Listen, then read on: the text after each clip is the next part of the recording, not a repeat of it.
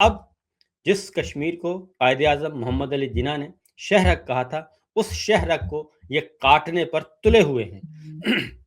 اور اب کشمیریوں کو بھی معاف نہیں کر رہے۔ نہ گلگت بلتستان کے مکینوں کو معاف کیا، نہ انہوں نے بلوچوں کو معاف کیا، نہ انہوں نے خیبر پختونخوا کے پختون بھائیوں کو معاف کیا، نہ انہوں نے پنجابیوں کو معاف کیا، نہ انہوں نے مہاجرین کو معاف کیا، نہ انہوں نے سندھیوں کو معاف کیا۔ یہ سب کچھ ہو رہا ہے اور اس وقت معاملہ کیا ہے؟ معاملہ ہے کہ بادشاہ سلامت یہ سمجھتے ہیں کہ وہ عقل قل ہیں اور ان سے بڑا کوئی مفکر کوئی نہیں ہے، کوئی فلسفی کوئی نہیں، فلاسفر کوئی نہیں ہے، کوئی ان سے اچھا منتظم کوئی نہیں ہے، ان سے اچھا حکمران کوئی نہیں ہے۔ وہ دنیا بھر کی جو معاملات ہیں وہ سب کو سمجھتے ہیں، وہ خارجہ پالیسی کے ماہر ہیں، وہ داخلہ پالیسی کے ماہر ہیں، وہ معاشی پالیسی کے ماہر ہیں، وہ ہر طرح کی پالیسیوں کے ماہر ہیں، وہ بہت بڑے جو ہیں وہ عسکری ماہر ہیں اور یہ سب کچھ کر رہے ہیں، جبکہ وہ ہر محاذ پر ناکام ہو چکے ہیں۔ افغان پالیسی ان کی ناکام، ایران پالیسی ان کی ناکام، کشمیر پالیسی ان کی ناکام، اسرائیل پالیسی ان کی ناکام، معاشی پالیسی ان کی ناکام، سی پیک چائنا کے ساتھ تعلقات ان کے کشیدہ، کوئی سرحد محفوظ نہیں ہے۔ لیکن اس کے باوجود بادشاہ سلامت جو ہیں وہ یہ سمجھتے ہیں کہ نہیں، وہی عقل قل ہیں اور وہی صحیح فیصلہ کر رہے ہیں، اور بادشاہ سلامت ایسے ہیں کہ پوری ریاست میں وہ کسی پر اعتبار کرنے کے لیے تیار نہیں ہیں۔ ہر جگہ، ہر گاڑی کی ڈرائیونگ سیٹ پر، ہر وزارت کی ڈرائیونگ سیٹ پر وہ اپنے آپ کو بٹھانا پسند فرماتے ہیں کہ ہر جگہ میں نظر آؤں، اور خود نمائی کی ایسی لت پڑی ہوئی ہے کہ وہ ہر محاذ پر سامنے آتے ہیں اور ہر محاذ پر ناکام ہوتے ہیں۔ یہ ہے صورتحال، یہ ہے سچویشن، اور یہ سارے کا سارا اب انہوں نے رخ کیا آزاد کشمیر کا، اور اب آزاد کشمیر کے مکینوں کا حال یہ ہے کہ پچھلے تقریباً 7 دنوں سے وہاں پہ غدر ہے، گولی لاٹھی کی سرکار وہاں پہ مسلط ہے، اور وہاں پہ ایک آئی جی بھیجے ہوئے ہیں کیپٹن ریٹائرڈ، اور وہ بھی ایسے کوئی میں کہنا چاہوں گا ایسی کوئی بے شرمانہ سوچ ہے کہ جہاں پہ پہلے ہی آگ لگی ہوئی ہے وہاں پہ وہ مزید آگ لگا رہے ہیں۔ 9 مئی کا چسکا، 26 نومبر کا چسکا، مرید کے کا چسکا، اور اس کے بعد گلگت بلتستان، سکردو، لاہور، کراچی، یہ سب چسکے ان کو ایسے پڑ گئے ہیں کہ اب وہ سمجھتے ہیں کہ کشمیر کو بھی رگڑ دیا جائے۔ یہ اس وقت معاملات ہیں، اور ایک ایکشن کمیٹی جو بنی تھی وہ کشمیری عوام کی ہے، وہ تمام کے تمام، کیونکہ بڑے بڑے جو جغادری سیاستدان ہیں اور بڑی بڑی جو سیاسی جماعتوں کے دعوے دار ہیں ان کو تو رام کر لیا گیا، اور ان کو جب رام کر لیا ان کو اپنی ٹوکرے میں بٹھا لیا، اور اس کے بعد جب وہ ڈسکریڈٹ ہوئے تو عوام کے اندر سے یہ آواز بلند ہوئی، اور عوام کے اندر سے آواز بلند ہوئی اور کشمیری عوام خود نکل آئے۔ یہ کشمیری عوام ہے جس کو یہ کشمیری ایکشن کمیٹی کو، جس کو کہتے ہیں یہ دہشت گرد ہے، یہ را کی ایجنٹ ہے، یہ مودی کے ساتھ رابطہ ہے، اس نے بارہ کرنل کے ساتھ بات کر لی، یہ کشمیر کے عوام ہیں۔ پہلے پاکستان کے 25 کروڑ عوام ان کی نظر میں غدار، ملک دشمن، دہشت گرد اور باغی، اور اب یہ آزاد کشمیر کے لوگ جو ہیں یہ پورے کے پورے مناظر ہیں پچھلے 7 دن کے۔ تو ایک بھی ان کا جو 9 مئی کا سارے کا سارا فلسفہ تھا، 9 مئی کا بیانیہ تھا جو پاکستان تحریک انصاف کے بارے میں تھا، وہ سارے کا سارا غرق ہوا 8 فروری کو الیکشن کے دن۔ وہ سارے کا سارا پاکستان کے عوام نے الیکشن کے ڈبوں میں بند کر دیا اپنے ووٹ کی طاقت کے ذریعے سے، اس کو انہوں نے تسلیم نہیں کیا۔ اب یہ ایکشن کمیٹی پہ آ گئے۔ ایکشن کمیٹی کا آپ دیکھ لیں کہ یہ ان کو دہشت گرد کہہ رہے ہیں، اور کشمیر کے عوام ان کے ساتھ کھڑے ہیں اور سب نکلے ہوئے ہیں، کیونکہ یہ سمجھتے ہیں کہ گولی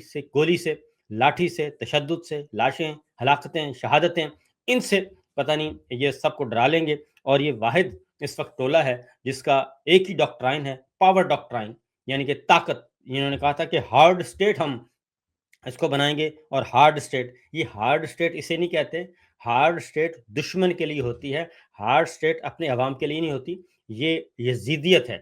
اس کو یزیدیت کہتے ہیں، شمریت کہتے ہیں، کیونکہ یزید و شمر نے بھی یہی کام کیا تھا، اور اس نے بھی گولی چلائی تھی عوام پہ۔ تو یزید اور شمر کی پیروی کرنے کے بجائے آپ کو حضرت عمر فاروق رضی اللہ تعالیٰ عنہ کی پیروی کرنی چاہیے، حضرت عثمان غنی رضی اللہ تعالیٰ عنہ کی پیروی کرنی چاہیے، حضرت ابو بکر صدیق رضی اللہ تعالیٰ عنہ کی پیروی کرنی چاہیے، حضرت علی رضی اللہ تعالیٰ عنہ کی پیروی کرنی چاہیے، رسول اللہ صلی اللہ علیہ وسلم کی پیروی کرنی چاہیے، بجائے اس کے کہ آپ یزید و شمر کی پیروی کریں اور لاٹھی گولی کی سرکار کے علاوہ کسی اور بات کو آپ سمجھنے کی کوشش ہی نہ کریں۔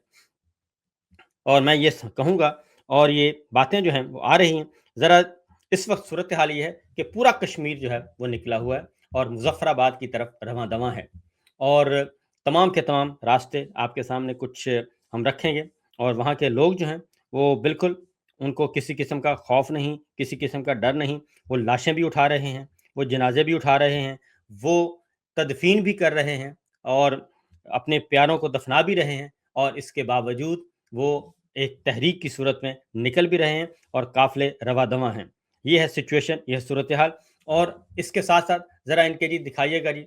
کچھ نعرے دکھائیے گا، ان کے نعرے کیا ہیں؟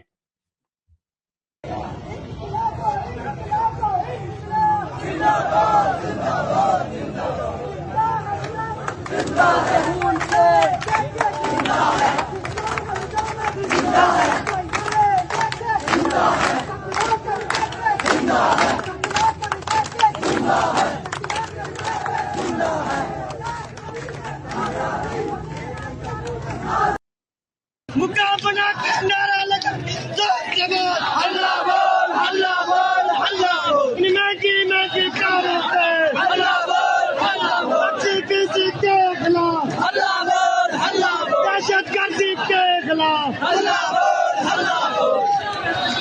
زندہ ہے خلاف اللہ بول اللہ بول ٹوٹا کے مقابلہ۔ یہ آپ دیکھ رہے ہیں، یہ ہے جی، یہ پہلے ہم نے دکھایا اندرون ملک کشمیر میں جو کچھ ہو رہا ہے۔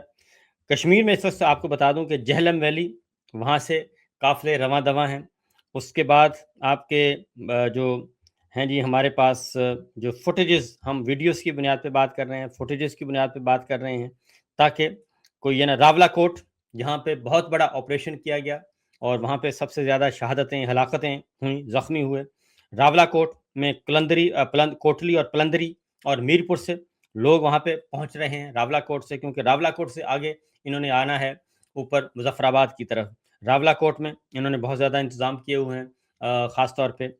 حکومت نے اور فسطائی حکمرانوں نے یہ سب کچھ کیا ہوا ہے۔ پھر عباس پور سے لوگ آ رہے ہیں، عباس پور کی جانب آ رہے ہیں، عباس پور سے مظفر آباد کی طرف۔ پھر جناب مسجدوں میں اعلان ہو رہے ہیں کیونکہ انٹرنیٹ بند کیا ہے، باغ سے قافلے نکلے ہوئے ہیں۔ اس کے ساتھ ساتھ آپ کا جو ہے دیگر جو وادی ہے، پوری کی پوری وادی اس وقت متحرک ہے، بجیرہ سے قافلے نکلے ہوئے ہیں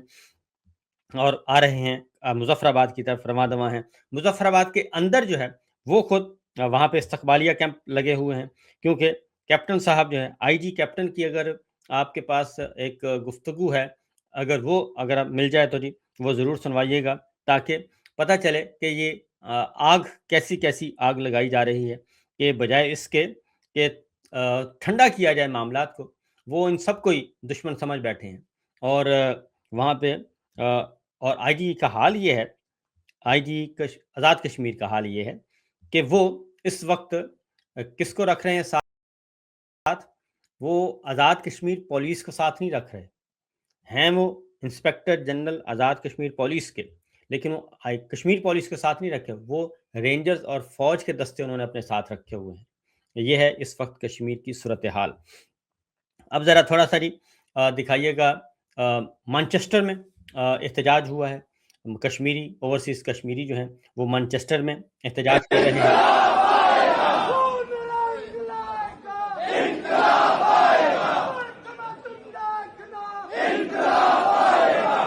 یہ لندن ہے جی، لندن ہائی کمیشن ہے پاکستان کا۔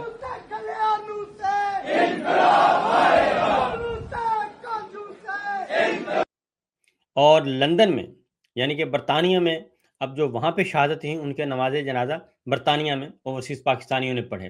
یہ ذرا سنائیے گا جی، کیپٹن ریٹائرڈ میرے 6 لوگ جو ہے نا، 4 لوگ میرے شہید ہیں، میرے 42 لوگ زخمی ہیں، انہوں نے سینوں میں گولیاں کھائی ہیں اور ہم اپنی لاشیں اس طرح نہیں اٹھائیں گے آگے. دیکھیں یہاں پہ کوئی فرق نہیں ہے کون آزاد کشمیر کا سپاہی ہے, کون اسلام آباد کا سپاہی ہے, کون جو ہے نا FCN کا سپاہی ہے, کون رینجرز کا سپاہی ہے, اور کون پاک فوج کا سپاہی ہے. ہم سارے پاکستان کے سپاہی ہیں اور ہم سارے پاکستان کے لیے ہیں. یہ کشمیر کی پاکستان کا ہے اور پاکستان کشمیر کا ہے, اور ہم اس جگہ کے عوام کی جان مال کے تحفظ کے لیے اپنے آخری خون کا آخری قطرہ تک بہانے سے گریس نہیں کریں گے, اور کسی شرپسند کو ہم موقع نہیں دیں گے کہ وہ ہمارے جوانوں کے خون کے ساتھ کھیلے. یہ کیپٹن ریٹائرڈ ہیں اور فوج سے فارغ التحصیل, اور اس کے بعد یہ سول سروس میں آ گئے, پولیس میں, فوج کے کوٹے سے, اور اب یہ انسپیکٹر جنرل ہیں آزاد کشمیر پولیس کے. لیکن وہاں پہ کشمیر پولیس کی یہ حفاظت میں نہیں ہے, ان کو ساتھ نہیں رکھتے, بلکہ یہ رینجرز کو, FCN کو, فیڈرل فورسز کو, ان پہ زیادہ یقین رکھتے ہیں. اس کی وجہ یہ ہے کہ کشمیر پولیس جو ہے وہ مقامی پولیس ہے اور وہ گولی چلانے سے انکاری ہے. اور اسی طریقے سے ابرار قریشی صاحب نے رپورٹ کیا تھا, اور وہاں پہ مقامی لوگ اور بھی رپورٹ کر رہے ہیں کہ آزاد کشمیر پولیس جو ہے وہ گولی چلانے سے انکار کر چکی ہے. اسی طریقے سے سب انسپیکٹر عنایت ہیں, وہ بھی جو ہے وہ کشمیریوں کی زد میں نہیں آئے, بلکہ ان کو بھی الزام لگایا جا رہا ہے کہ رینجرز کی جو گولیوں سے وہ نشانہ بنے ہیں. تو یہ آزاد کشمیر کی پولیس انکار کر رہی ہے, وہ نہیں آ رہی درمیان میں, اور وہ نہیں راستہ روک رہی, اور اس لیے ہیلی کاپٹر کے ذریعے سے نگرانی کی جا رہی ہے ان سب کی. اور ہیلی کاپٹر جو ہے وہ فلائی کرتا ہے, سارا دن یہ سارا کام ہوتا رہا. تو ایک وقت تھا کہ ہم مقبوضہ وادی کے یہ مظالم دکھاتے ہوتے تھے, اور مقبوضہ وادی میں جو کچھ مودی سرکار اور اندرا گاندھی سرکار,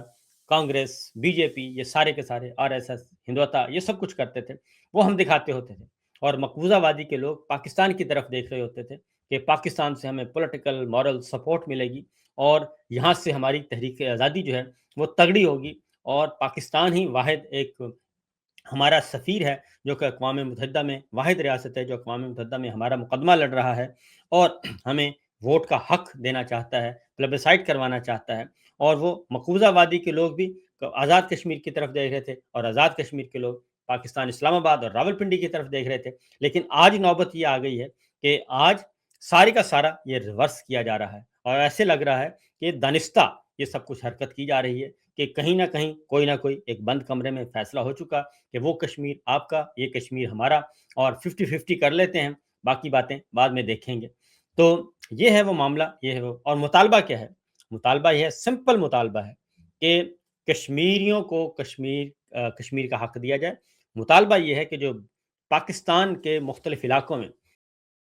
12 سیٹیں آپ نے رکھی ہوئی ہیں, اور وہاں سے لوگ منتخب ہو کے آتے ہیں, اور جو کشمیر میں رہتے بھی نہیں, اور مہاجرین کے نام پہ باہر رجسٹرڈ ووٹ ہے, اور وہ پاکستان کے لیے بھی ووٹ کاسٹ کرتے ہیں, اور پھر وہ کشمیر کے لیے بھی ووٹ کاسٹ کرتے ہیں, اور وہی 12 ارکان بھیجے جاتے ہیں جو کہ کشمیر قانون ساز اسمبلی کو کنٹرول کرتے ہیں, حکومتوں کا تختہ الٹتے ہیں, اور ایک پپٹ حکومت بنانے میں اہم کردار ادا کرتے ہیں, وہ ختم کی جائیں. اور یہ بات درست ہے, کیونکہ اس کے علاوہ بات یہ ہے کہ ایک طرف آپ اتنے ہمدرد اور اتنا دل آپ کا پسیجتا ہے کہ ہو ادھر جو مہاجرین کو سیٹیں ہیں وہ تو یہ کشمیر کے اور سلامتی کے خلاف سمجھا جا رہا ہے, ان کو آپ کیسے مہاجرین کو اگنور کر سکتے ہیں؟ جبکہ دوسری جانب عمران خان نے اوورسیز پاکستانیوں کو ووٹ کا حق دیا تھا, اور ان کو کہا تھا کہ ووٹ کا حق ہے, اور یہ رجیم چینج آپریشن کے بعد سب سے پہلے آپ نے ان کا ووٹ کا حق ختم کیا. آپ اوورسیز پاکستانیوں کو کہتے ہیں کہ سب سے زیادہ ریمیٹنس آپ بھیجیں اور آپ آ کے سرمایہ کاری کریں, لیکن آپ ان کو ووٹ کا حق نہیں دینا چاہتے. اوورسیز پاکستانیوں کے ساتھ یہ آپ سلوک کر رہے ہیں, ادھر آپ کشمیری مہاجرین کے نام پہ 12 سیٹیں جو ہیں وہ آپ بھیج رہے ہیں. کیا آپ نے اوورسیز پاکستانی 1,20,00,000 جو ہے وہ اوورسیز پاکستانی جو ہے وہ باہر ہیں, کیا آپ نے ان کو ووٹ کا حق دے دیا ہے؟ جو آپ کشمیر کی مہاجرین کے نام پہ جو سیٹیں ہیں ان پہ آپ لڑ رہے ہیں, مقدمہ کر رہے ہیں, اور ان کے لیے آپ گولیاں چلا رہے ہیں, تو اس کا مطلب ہے کہ آپ کی پالیسیوں میں تضاد ہے.